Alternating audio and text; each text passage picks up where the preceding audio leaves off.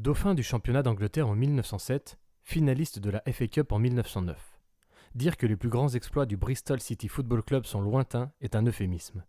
À l'instar de leurs voisins du Memorial Stadium, les Robins ne sont pas une place forte du football britannique.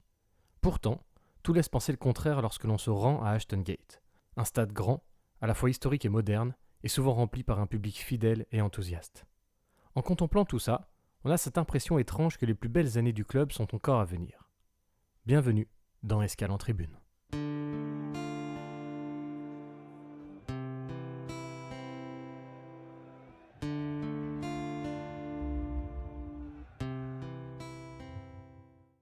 Je dois vous faire une confidence, cet épisode ne sera pas le plus fourni, historiquement parlant. Après de longues recherches, je n'ai trouvé que peu d'informations notables sur l'histoire d'Ashton Gate. Il semblerait qu'il ait été construit dans les 90s. Non, pas celles que vous croyez, mais les années 1890. Il a été l'antre du Bedminster FC jusqu'à ce que le club fusionne avec une autre équipe de la ville, le Bristol City Football Club. La nouvelle entité déménage en 1900 dans un autre stade du nom de St. John's Lane, toujours présent aujourd'hui, mais revient très rapidement, en 1904, à Ashton Gate. Le stade s'agrandira, tribune après tribune, d'année en année, jusqu'à sa dernière rénovation en 2017 qui lui donna sa forme actuelle.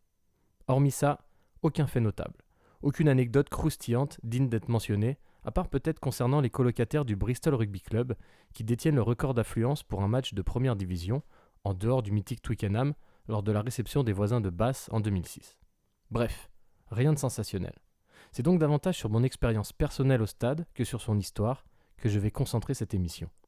Et avant de parler du stade, j'aimerais prendre quelques instants que je ne me suis pas accordé lors de l'épisode précédent pour parler de cette ville de Bristol. Avec son pont suspendu de Clifton, qui offre d'ailleurs un magnifique panorama en arrière-plan d'Ashton Gate, et ses maisons bariolées qui surplombent le canal, on pourrait facilement se laisser méprendre et la situer dans un autre pays. Et pourtant, aucune ville ne représente aussi bien l'Angleterre. Moins touristique que Londres ou Liverpool, Bristol est une ville à taille humaine qui gagne à être connue, même si le fait de ne pas être envahi par des hordes de touristes contribue probablement à son charme. Les habitants sont très chaleureux, souvent surpris d'ailleurs qu'un petit Français s'intéresse à leur ville, et encore plus à leur club de football. C'est un endroit que je recommande pour ceux qui souhaitent s'évader quelques jours et s'immerger pleinement dans la culture britannique. J'aime cette ville car chaque coin de rue révèle une surprise, un monument, un parc, une église ou un graphe comme ceux du légendaire Banksy, originaire de Bristol, dont les œuvres parsèment la ville. Il y a parfois des choses qui ne s'expliquent pas, et l'atmosphère qui règne là-bas, à l'instar d'autres villes dont j'espère vous parler prochainement, me touche particulièrement et fait que je m'y sens bien. Je pourrais vous en parler pendant des heures, mais ce n'est pas le sujet, et j'espère que vous aurez un jour la curiosité de vous y rendre afin de découvrir par vous-même ces nombreux trésors. Tournons-nous désormais vers le stade. Situé dans le sud de la ville, dans une zone commerciale, il est accessible facilement en bus. Arrivé 2h30 avant le coup d'envoi, j'ai été marqué par quelque chose. Beaucoup de monde était déjà sur place, à se restaurer ou, pour la grande majorité, se désaltérer. Et une fois encore, l'offre était bien présente pour répondre à la demande. Des dizaines de stands en tout genre sont là pour vendre bière, tartes, saucisses ou cidre. Comme au Memorial Stadium, il y a une scène et un groupe de rock est en train de jouer devant des spectateurs, il est vrai, peu attentifs. Il règne une vraie atmosphère, et je rappelle que le club n'est qu'en 2e division et joue en bas de tableau. Mais je pense que tout ça importe peu, le football ici fait partie de la culture populaire. Je suis moi-même abonné au stade de ma ville, qui fera l'objet d'une future émission évidemment. Le club évolue également en 2e division, et j'adorerais avoir cette effervescence les jours de match. Attention, nous n'avons pas à rougir de l'ambiance comparée à ce qui se fait ailleurs dans l'Hexagone, mais rien de comparable à ici. Une fois rentré à l'intérieur, je découvre un stade moderne, mais surtout un espace immense et aménagé pour une fois encore se restaurer et passer un bon moment. Toutes les tribunes sont accessibles, hormis celle derrière un but qui accueille les visiteurs, ce qui m'a permis de prendre de nombreuses photos, et le personnel est très accueillant. J'ai pu arpenter les gradins en totale liberté, et j'ai trouvé le stade particulièrement grand. On se rend compte de la hauteur des tribunes une fois installé tout en haut de celle-ci. Néanmoins, la proximité des gradins avec la pelouse, nous sommes en Angleterre, je le rappelle, offre une vue imprenable, peu importe l'emplacement dans le stade. Une fois mon petit tour effectué, j'ai naturellement cherché à me fondre dans l'ambiance et je me suis occupé à faire tourner le commerce local. C'est, disons, mon côté professionnel. J'ai été surpris par la diversité de bières, cidres et nourritures proposées. Mais lorsque j'ai voulu savourer ma pinte, assis dans les tribunes, j'ai découvert que c'était impossible en Angleterre. Vous ne pouvez pas emmener vos consommations dans les gradins et vous devez d'abord les terminer dans les espaces réservés. J'en ai profité pour visiter l'intérieur du stade et j'ai pu constater à quel point l'histoire est mise en avant. De très nombreuses fresques, peintures, tableaux rendent hommage aux anciens joueurs comme Andy Cole, aux grands sportifs de la ville, Jenson Button par exemple, ou à certains exploits, comme lorsque le club sortit Liverpool de la FA Cup un soir de janvier 1994.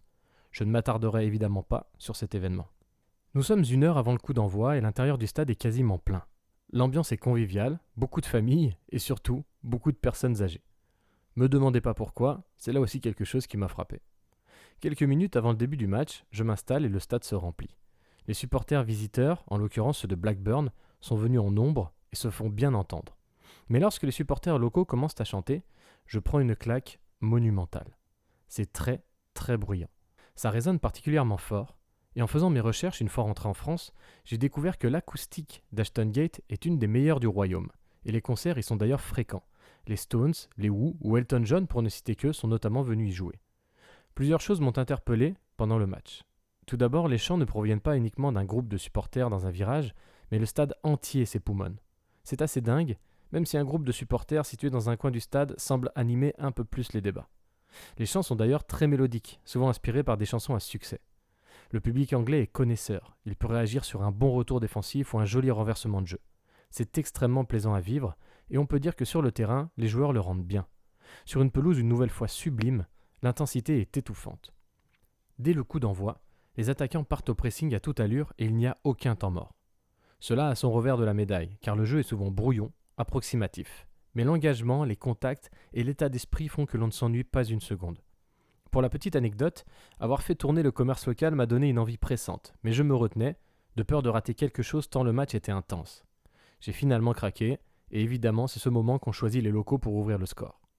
Je n'aurais vu qu'un but, l'égalisation de Blackburn par Ben Brereton. Allez, petit aparté, connaissez-vous ce joueur ? Son histoire est pour le moins originale.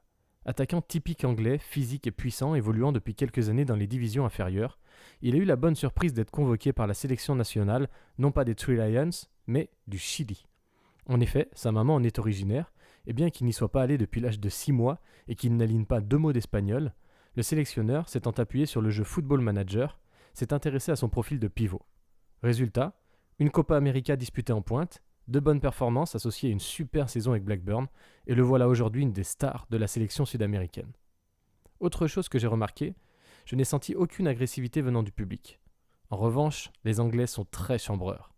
Dernière chose, et c'est pour le coup un point plutôt négatif, alors que le score était de 1 partout et que Bristol poussait pour tenter de l'emporter, certains supporters, et ils étaient plutôt nombreux, quittaient déjà le stade. Je l'ai d'ailleurs constaté également dans le prochain stade anglais que je vous présenterai. C'est quelque chose qui, je dois l'avouer, m'échappe un petit peu. Mais c'est ainsi. Comme je l'ai déjà dit, ici on vit le football différemment. Aller au stade n'est pas un événement exceptionnel comme pour moi, il s'agit simplement d'un rendez-vous, une tradition en quelque sorte. Et c'est précisément pour cela que j'ai décidé de parcourir les stades. La façon dont la culture, les mentalités et le football se mélangent d'un pays à un autre, d'une ville à une autre, me fascine. Bristol est une ville simple, jolie, offrant une certaine douceur de vivre. Le football n'enflamme pas les débats. Les supporters n'ont que trop rarement l'occasion de s'extasier. Pas de ferveur débordante, de fumigène, de folie parmi ceux qui supportent City. Et pourtant, ils sont là, nombreux, assidus, fidèles, depuis 128 ans. Mais contrairement à leurs voisins Rovers, Bristol City rêve à un futur glorieux, et possède déjà un stade taillé à ses ambitions. C'est désormais sur le terrain qu'il va falloir confirmer, et faire en sorte que l'hymne de la Première Ligue, magnifié par la sublime acoustique d'Ashton Gate, vienne suppléer les chansons à succès.